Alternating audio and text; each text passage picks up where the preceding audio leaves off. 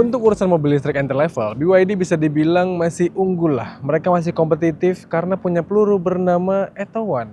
Tapi mereka punya PR besar di kelas ini, di kelas medium segmen yang harganya senggol sana, senggol sini. Dan mereka punya jurus baru, yaitu meluncurkan ini, BYD Atto 3 Advance Plus, yang punya kesan menarik karena harganya kayak tipe termurah, tapi dengan fitur yang lebih mewah.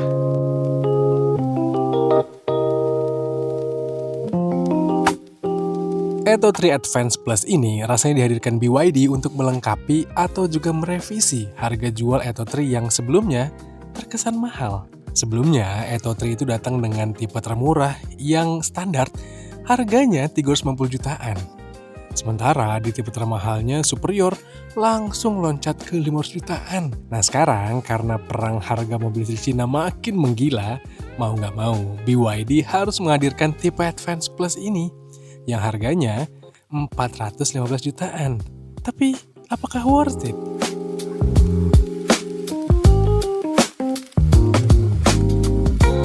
Ya worth it atau enggak bisa dijawab mungkin di akhir ulasan setelah kita menilai. Tapi harus diingat kalau level worth it tiap orang mungkin beda-beda. Tapi yang jelas kalau kita beli BYD Atto 3 ini, kita bisa sedikit berbangga lah. Karena ini di tipe yang menengahnya punya tampilan yang identik atau sama persis dari luar dengan Atto 3 yang tipe termahal.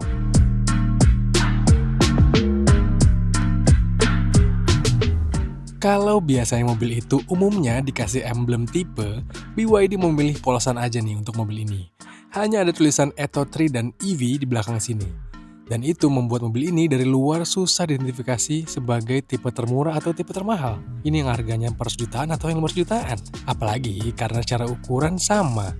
Secara perintilan desain kayak bumper, fender, sampai detailnya juga sama persis.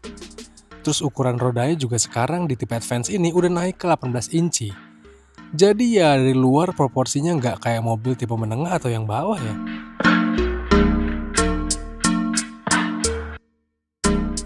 Duduk di kabinnya, langsung kelihatan kalau niat BYD itu merancang Atto 3 dengan aura yang menyenangkan sejak awal. Karena di tipe menengah ini, ternyata kita juga dapat gimmick-gimmick kayak bas betot nih di pintunya.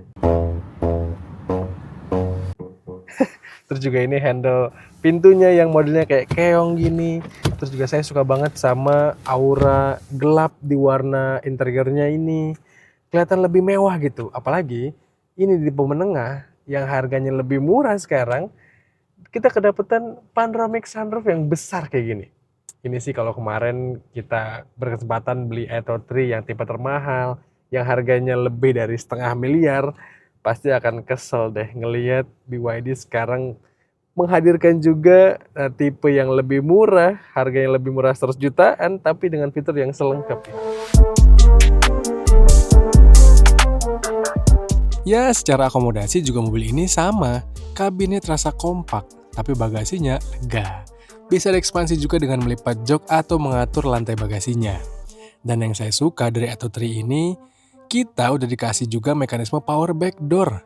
Jadi sekali pencet, bagasinya terbuka atau tertutup secara otomatis.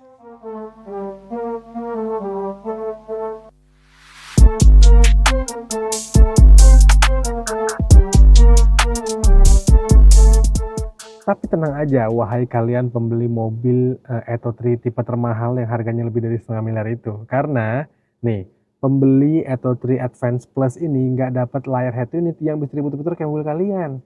Ini mobil layarnya fix, orientasinya landscape, dan ya nggak bisa diputar-putar.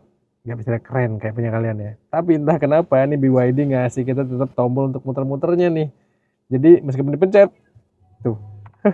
Dia malah mengganti mode multimedianya dan tidak merubah orientasi layarnya. Mobil kan lebih keren tetap. Meskipun entah kenapa ini BYD sekarang memberikan mobil ini fitur yang lengkap banget, selengkap-lengkapnya. Karena wireless charger ada, terus juga ini mobil punya filter udara PM 2.5 yang bagus banget di kondisi saat ini sekarang. Bahkan, ini di mobil yang harganya lebih murah 100 juta dibanding mobil kalian tipe termahal, ini mobil punya ADAS yang lengkap banget dan sama kayak di mobil Atto 3 kalian yang harganya 500 juta lebih.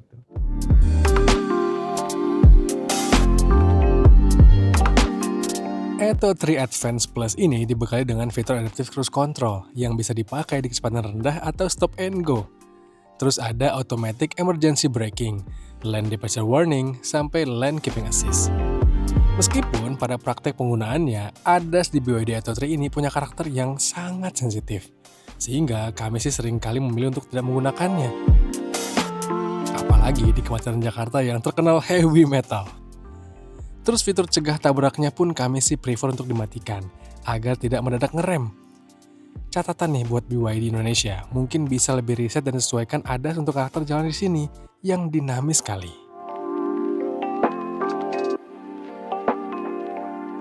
Tapi untuk rasa berkendara, menurut saya BYD Atto 3 ini jadi yang paling zen, jadi yang paling intuitif dan mudah dipahami kalau kita bandingkan dengan rival di kelasnya, khususnya untuk mobil listrik dari pabrikan Cina gitu ya. Karena mobil itu hadir dengan banyak sekali tombol pengaturan. Banyak tombol untuk mengatur banyak hal di setirnya ini. Saya paling suka tapi ini nih, tombol untuk mengakses kamera 360 derajat. Yang bahkan bisa aktif meskipun mobil lagi melaju kencang seperti ini. Tuh, wow. Bahkan ini ada tombol, harusnya ini tombol untuk muter layar gitu ya. Tapi ya, saya bilang tadi ini mobil nggak dilengkapi dengan fitur muter-muter head unit. Tapi tombolnya dikasih sama BYD. Jadi baik banget mereka. Bahkan, saya paling suka dengan the way BYD itu peduli dengan preferensi berkendara kita. Karena kalau misalnya kita matikan ADAS di mobil ini atau kita aktifkan beberapa poin gitu ya, ketika kita matikan mobilnya, dia tidak lantas balik ke mode default, di mana biasanya semua ADAS itu akan aktif. Enggak, kalau mobil ini enggak, cukup sekali setting, maka kita akan bisa pakai berkelanjutan. Ya, itu adalah gestur-gestur kecil yang menurut saya bikin pakai Atto 3 ini jadi menyenangkan.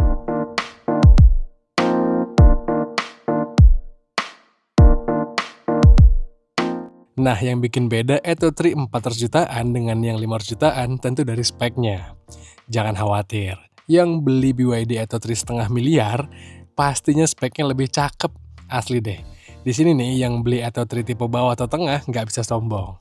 Karena meski semua Atto 3 pakai motor listrik yang tenaga dan torsinya sama, yaitu 150 kW dan 310 Nm, tapi Atto 3 tipe mahal itu dikasih baterai yang lebih besar dan jarak tempuhnya jelas lebih jauh. Udah gitu, ngecas baterai juga bisa lebih cepat.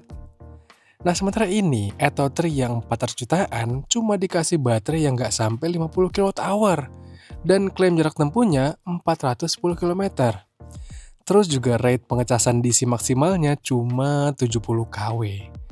Jadi, yang punya mobil ini jangan coba-coba deh antri di ultra fast charging, karena paling bisa masuk setengah dayanya aja ke sini. Bazir ya.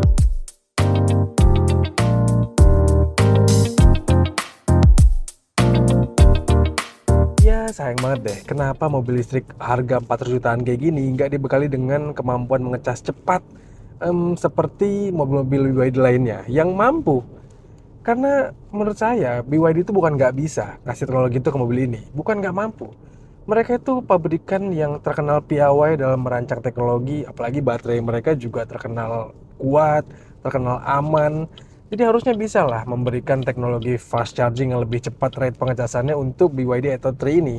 Dimana ini bukan mobil yang entry level, ini mobil yang medium class hampir setengah miliar, jadi harusnya deserve teknologi pengecasan yang cepat seperti itu.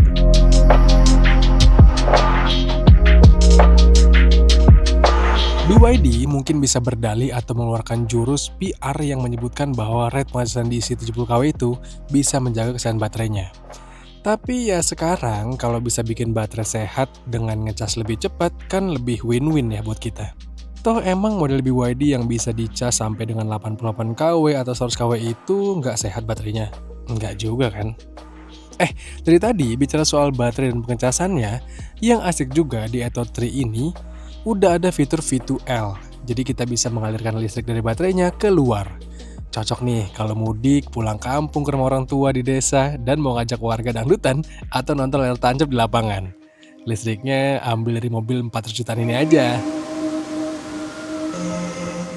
Ngomong-ngomong soal mudik, sebenarnya rate pengecasan di mobil ini tuh yang tergolong oke lah ya, kecil, mediocre, dan juga dikawal dengan baterai yang bisa menembus 400 km. Sebenarnya cukup buat dipakai mudik, buat dipakai perjalanan jauh, dipakai bareng keluarga, road trip misalnya ya. Ini tuh mobil yang bisa diandalkan lah. Apalagi mobil ini juga hadir dengan beberapa fitur lainnya kalau kita mau bikin mobil ini lebih irit. Ada mode berkendara, ada regenerative braking, dan ya kita bisa ngepres mobil ini supaya irit banget.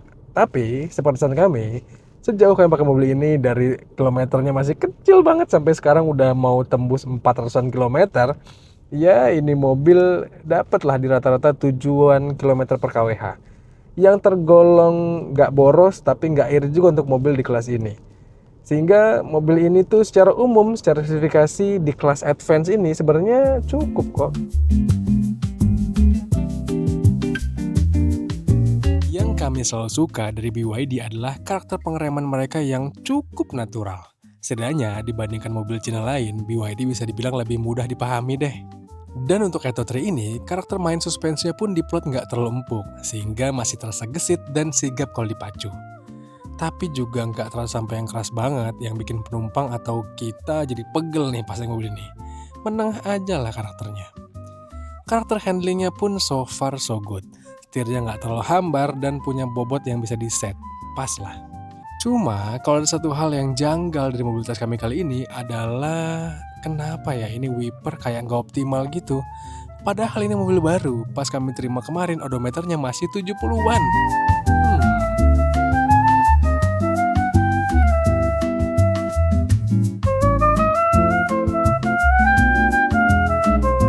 Well, dengan harga 400 jutaan kecil, jelas membuat mobil ini terkesan menarik, apalagi dengan rasa berkendaranya dan fiturnya yang lengkap. Cuma tunggu dulu, di kelas ini, di kelas harga 400 jutaan ini, banyak banget kompetitornya. Ini kelas yang panas sekali karena mobil ini bertarung langsung melawan MG4 EV, Wuling Cloud EV, terus juga ada Ion UT, dan bahkan juga dengan harganya dan speknya itu agak ketemu-ketemu dengan Jayco J5. Sehingga pembeli mobil di kelas ini, misalnya kalian gitu ya, penting banget untuk mempertimbangkan worth it-nya yang mana dan lebih cocok yang mana nih. Tapi menurut kalian gimana? Apakah dengan harga 4 jutaan cocok untuk membeli BYD Atto 3 di tipe menengah ini? Atau menurut kalian mending beli kompetitornya? Coba.